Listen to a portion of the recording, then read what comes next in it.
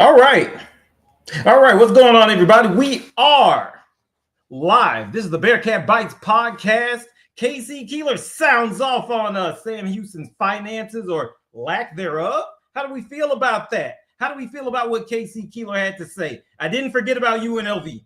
I will talk about UNLV. I went on multiple UNLV podcasts. So I also, in addition to sharing the story of Sam Houston and football and where they are this year, I also learned about UNLV. What did I see? How can Sam Houston exploit it? This is the Bearkat Bites podcast on Twitter and X at Bearkat Bites. All of the links are in the description. They're down there. Feel free to sound off and comment.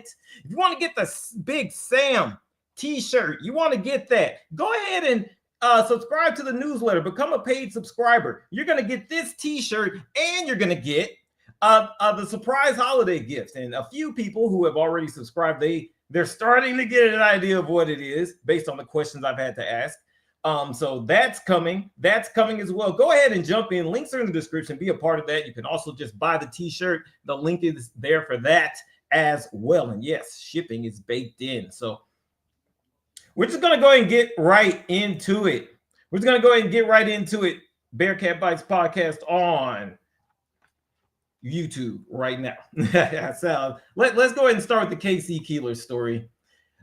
He didn't sound. Now KC Keeler, he's at Temple right now, the former Sam Houston head coach. They're getting ready for their season. It's starting up just like everybody else. And you know, he kind of talked a little bit deeper for the first time about kind of the real reason that he left Sam Houston. There was a real more deeper reason. And it was much more interesting. That's always where the real story is, that deeper meaning. Why did you really leave? Because KC Keeler said, hey, listen, I'm not a mover. I don't move. I'm not sitting here trying to move and become a new coach every few years and so often. That's not what I do. But what happened was Bobby Williams, the AD for Sam Houston, told KC basically, hey, you know, this is probably all you're going to be able to do, especially with the lack of NIL. So hit the road. It's going to be a new team every year. You know, if you want bigger, you're going to have to go somewhere else because we're going to try a stadium. We're going to try a stadium. We're going to try to do it. Meaning is probably as late as December when they had that conversation, or towards the end of the season, towards the end, there was still that still hung in the balance. When you hear we're going to try a stadium, the new Bauer Stadium that Sam Houston's getting, you know, the reason they got to play in Houston, it's under construction. That was still hanging in the balance as recently as less than a year ago. Very interesting. So there were a few little revelations, you know, and you can go and read the story. The link is in the comments as well. The link to that story is down in the comments, so you can hop on that and check it out. I posted that as well. The links to this story are in the comments if you want to deeper, but I just wanted to kind of throw my 2 cents in. I know Marshall the Pods talked about it. Sam Houston Sports Talk. You know, a lot of people have discussed this. Sideline Sam Houston, other outlets and voices. I wanted to throw in my 2 cents quickly. You know, it obviously I said it doesn't sound like Keeler wanted to leave. We talked about that. I kind of think the Rice job, man, maybe he was Rice's second choice. You know, he was Rice's second choice. You know, Keeler's done well, but those are, you know, Sam Houston State. You know, those are public schools. It's a completely different thing here at Rice. So let's hire this other guy that they brought in. His name escapes me right now. But I think that, you know, Rice, if they had called, that's why I remember he had interviewed with Rice. That's when we heard the reports over the break, kind of leading up to Keeler leaving, right? So he wanted to build it up. He didn't want to move. He's not a mover, right? Sam Houston has a mid-level FCS budget. That's not good. How do we feel about that? How do we feel about that? Sound off in the comments. How do we feel? How do we feel about even on quote lower level, you know, things like that? Sam Houston wasn't even at the top of that. Now, James Madison has made the jump. They were at the top or towards the top. You know, Jack State, even back in the day, Western Kentucky, like a lot of these teams that are doing well, that are competitive, lo and behold, they were still doing it in FCS. Sam Houston on that level with their meager gains and small budgets, they were still able to win. So, if you're Bobby Williams, that's what he's banking on. We're banking on that. Which sounds okay, only when you consider the problem that why isn't more being done to engage local and growing communities? Now, we drove through Huntsville. Let me tell you a story. My sister recently bought a house, my younger baby sister, who's far smarter. You all should listen to her about stuff. She's a Sam Houston grad, by the way. She got her first house. And around the time we were looking, we just kind of drove through Huntsville. There's entire neighborhoods back there. How many of them are excited? How many of them even know that Bowers is going to get a new stadium? Why isn't there a mailer going out to all those new homes? Hey, come out and see new Bowers. Get that community engaged. That's new support right there. So, so the thing is, well, we'll still be behind. I mean, yeah, but you're going to have additional revenue. You're going to have people really pushing this thing. That's the way that you remain competitive. That's the way the Sam Houston legacy of, doing more with less continues. That's the creative way it continues, right? What do we think about that? Sound off.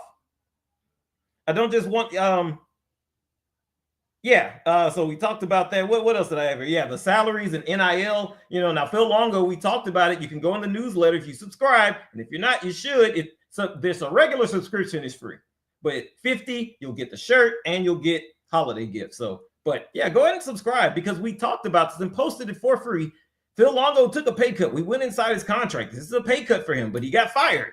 So, you know what I mean? It be like that sometimes, as they say, as UGK used to say, right? So is Longo obviously, is Longo facing similar issues? Is he trying to get creative? Those are kind of my thoughts on the whole KC Keeler situation there. Those are kind of my thoughts. Let's see what we got. I mean, they are making more money. Here's the thing. Sam Houston is. That's how they were even able to build Bowers because, oh gosh, I'm wondering, did I post it somewhere? And I'm sorry if I didn't, but let me say this. We talked to Bobby Williams at the Sam Houston kickoff. He said that it is debt finance. Like they don't have the money for it right now, but the future revenue, all this other stuff they're going to get, that's going to pay for it. And that's based on the idea that, okay, you are in the FBS, you're going to be making more money.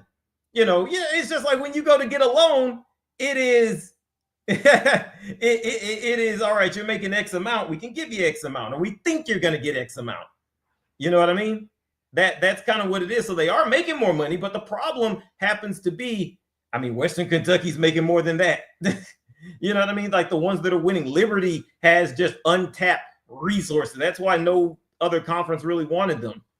And it's icky money. A lot of people feel icky about it. Now, this isn't a political show, so no matter how you feel about that, but it's a lot. The point is, it's a lot of money coming in. And when there's a lot of money coming in, doesn't matter where from. I mean, you got Texas Tech. They're getting it from the oil guy. You got here in Houston, we're based out of Tillman Fertitta. And at UH, they weren't anything. They had Hofheinz Pavilion before the Tillman Fertitta Center opened. So, moving forward, Sam Houston's going to have to get somebody like that. Perhaps it's coming, there's always a hush and a whisper, hush and a whisper. So we'll see. But I want to get into this game. I want to get into this. UNLV at Sam Houston. Holy cow, man. Holy cow. Sam Houston, UNLV, they're both going to be playing at Sam Houston's home stadium for the first time because Sam Houston's playing in Houston, Texas. So I wonder if that's going to confuse people, by the way, is, Sam Houston, they are in Houston. So what if somebody becomes a fan and then they realize the next year, the following, that, they're in Huntsville. So there need to be ads saying, hey, we're going to be in Huntsville back at home next year. I wonder, will they? But I digress. The point is, it's a new stadium to both of them. They have finally put down the chalk.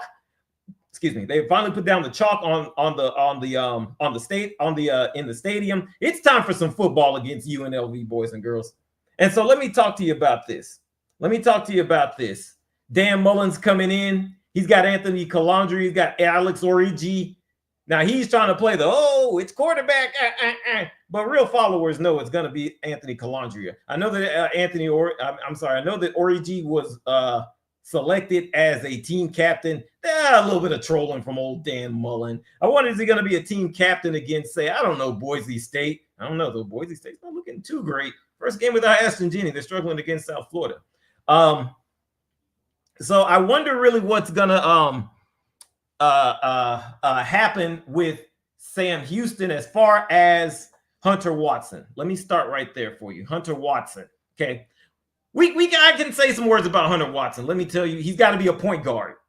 Now in actual basketball, and not 3-point contest that is the NBA, I said it, the point guard just distributes. He or she gives the ball off to somebody, and then they make a play. That's what they want Hunter Watson to do. You can honestly go back and look at the 2017 Atlanta Falcons. That's how Matt Ryan racked up a lot of yards. Julio Jones, yard after catch, right? That's what Phil Longo kind of wants. And he talked about that during his press conference. You can also, we go a little more in depth with that in the newsletter. We also talked about it in our post game. You can go to see that material in the newsletter if you want to go deeper about that. But, Watson was 19 to 30. So, I mean, not terrible. Not terrible. I wonder how many assists would that be in basketball? If you're in college basketball game, how many assists would that be? Like 5.3? You think that would be about 5.3 assists? That's not bad. But what if he could make fewer mistakes, such as not turning the ball over, trying to force it, throw it into, double coverage, trying not to always run and lower and injure your shoulder like he did last year. We talked about that in the newsletter as well. I wonder, could those assists be 8.9? And then the other guys do some other things, get assists of their own. So that's kind of how Phil Longo kind of envisions this. So are we going to see a more efficient game? The whole thing is you make your biggest progress from game 1 to game 2. So Sam Houston's played a game. The bad news is UNLV's played a game. The good news is UNLV looked terrible. Oh my, that defense was bad. Holy cow. Now their defense was the opposite of Sam Houston's. We saw a surprisingly good front seven, goodish front seven. Their front seven was terrible. So Watson's going to be tempted to run. I would suggest hand it off. I would get it off in space. Maybe if it's in the backfield, so be it. Their run defense or some of that doesn't seem great. The problem is the right side of the offensive line, the offensive guards. You know what I mean?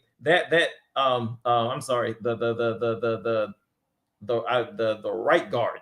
There was one time I saw that the pass rush from Western Kentucky just a straight miss. So they've shaken up the offensive line a little bit. We're going to see what happens there.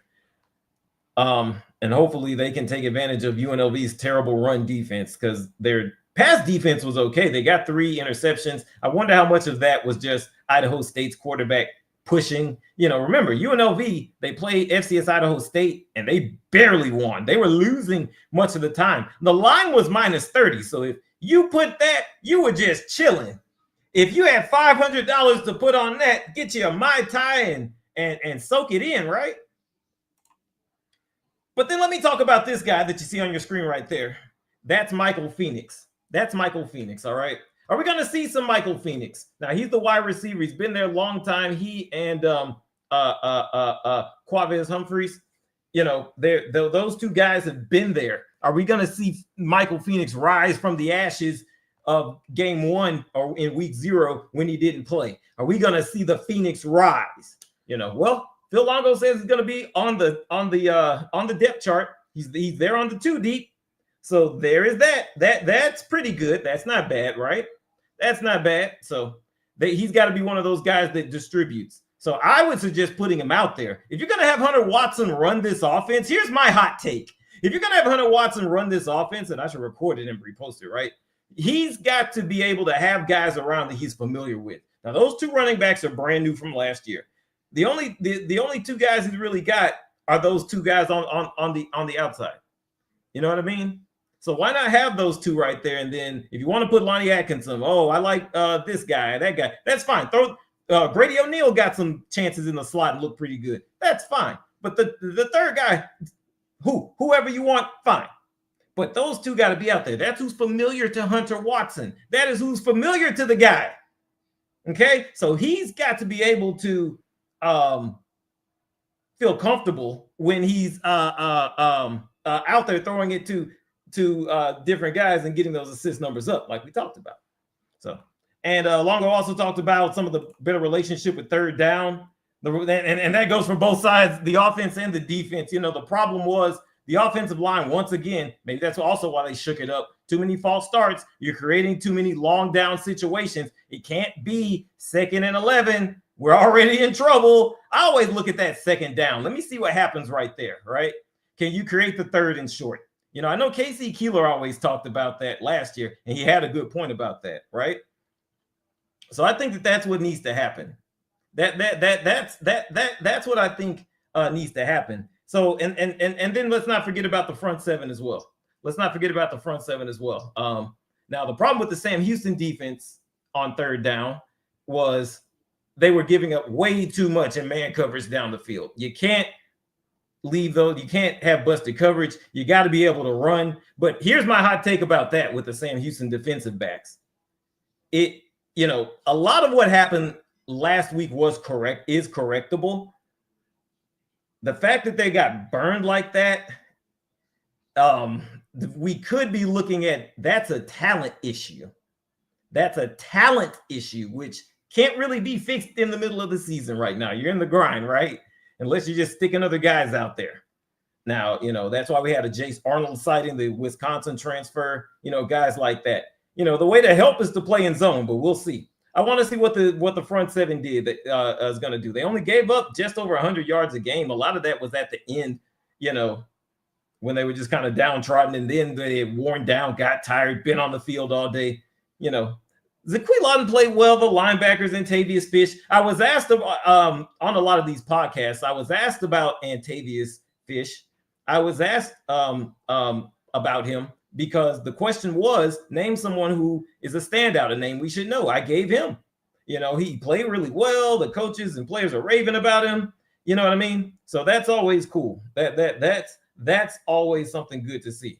So UNLV, the 2 players that scared me, and they asked me this, it is Jet Thomas, who was there, had 147 yards, their running back, and their wide receiver, Jaden Bradley. Now, Jet Thomas, he's different from what Western Kentucky was doing. They were running out of freshmen out there, and the freshmen looked okay. But Jet Thomas, he's been there. I think this is his 3rd year, 3rd or 4th, and he's going to bring that experience. He's going to travel with him to Houston, right? The running game typically travels, right? Jaden Bradley on the outside, he's a speed burner. If they need it on 3rd and 8, that scares me. That's what really scares me. Those 2 guys, if there's a plan for them and an adjustment for them, they might have a chance. They might have a chance because Vegas is not very high on them right now. We'll talk the gambling spread. We're an independent media company. We're not owned by the school, so we can talk about the gambling spread. What do you all think about UNLV? What do you all think? Sound off in the comments and see what you all think. Sound off. One thing about it is we become so soft as a sports society. We become so soft. Man, how do you really feel? Get mad, sound off. Sound off about this, So Sam Houston, 9.5 underdog. So, they basically a 2-score underdog, essentially. That's kind of about where I have it. I will tell you, I have this game, UNLV 34, Sam Houston 24. That tells me that UNLV's offense is pretty dang good. They got some home run guys. And that tells me that Sam Houston's defense is a little bit better, And it also tells me that Sam Houston's offense is a little bit better. And maybe there are a few holes in the UNLV defense. So I would say 34-24. Sam Houston did not cover in a lot of their games last year, the losses. Go look at some of those games, like even some of the victories. They didn't cover, okay? So I don't think they're going to cover. I just don't. I don't see it. I would definitely pick UNLV to cover if I had to. The money line, though, it's pretty okay. $100. If Sam Houston wins, you'll get $270. That's pretty much how that works, the plus, all right?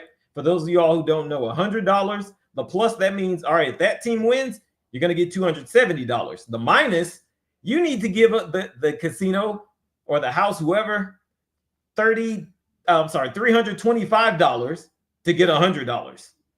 Oh, that said WKU. Hang on. Let me go ahead and correct that. Sorry about that, guys.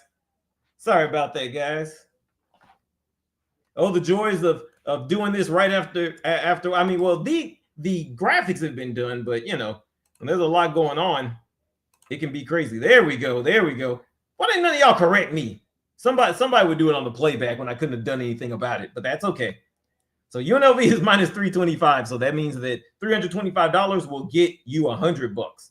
So, I mean, you can play the money line if you got it. Maybe now there is a chance that Sam Houston wins. If they make those improvements, Phil Longo feels pretty good. And I gave you some ways on how it could happen. The over-under, 61.5.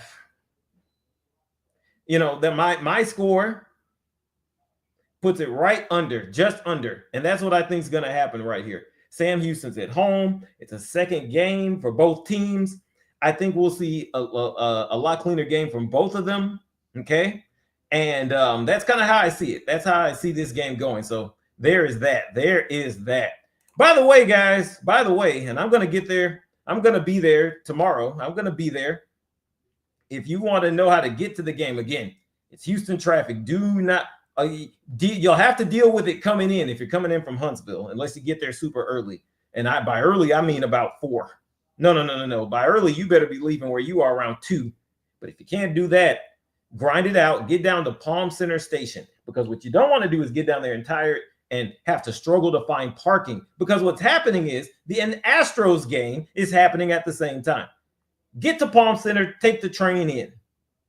That's what you need to do. Get over to Palm Center, shoot up, take the train in. You'll be good to go. It'll drop you off right in front of Shell Energy. All right. All right. And don't forget, just a few minutes, about 15 minutes after the post game, 15 to 20. It depends on if we can get Phil Longo and Mullen. It depends on how quickly I can get some of these guys. You know, depends on how quickly I can get some of these guys. All right. So we're going to see about that. Trying to get you some of that. We're going to be posting things tomorrow. It's going to be a great day. Sam Houston's home opener in Houston, Texas. By the way, Phil Longo also said that they are preparing for this game as it's an away game. It's going to be a hotel. He said the only thing is there's no flight, but yeah, it's pretty much we're going to treat it like an away game. So, man, the whole season of away games. Wow. You know, this team had to be the sacrificial lamb. So that's how it is. But anyway, we're going to get out of here, you guys. We're going to get out of here. You all be safe. Take care. We'll see you. Oh, all college football is good college football. As always,